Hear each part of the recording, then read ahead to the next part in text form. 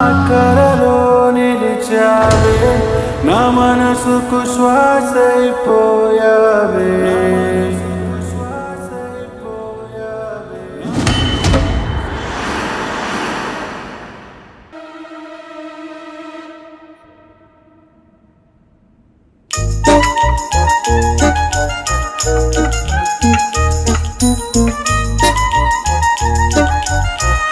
Hi Tillu, this is Bunty.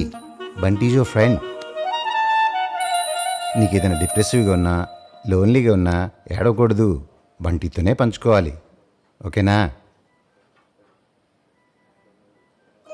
ఏం చెప్తున్నాడు రాడు? హాయ్ బంటి, అక్కడ ఓడో ఉన్నాడు ఆ డోర్ వెనకాల. ఏందిరా టిల్లు పిచ్చోందా చూస్తున్నావు? ఎవరున్నారాడా? మాకు కనపడి నీ ఒక్కనికి కనిపిస్తున్నారా? అమ్మా, పేషెంట్స్ అలా డెరిగేటర్గా మాట్లాడొద్దమ్మా. ఏంటిదేంటిది? అంటే చిన్న చూపు చూడొద్దని సార్.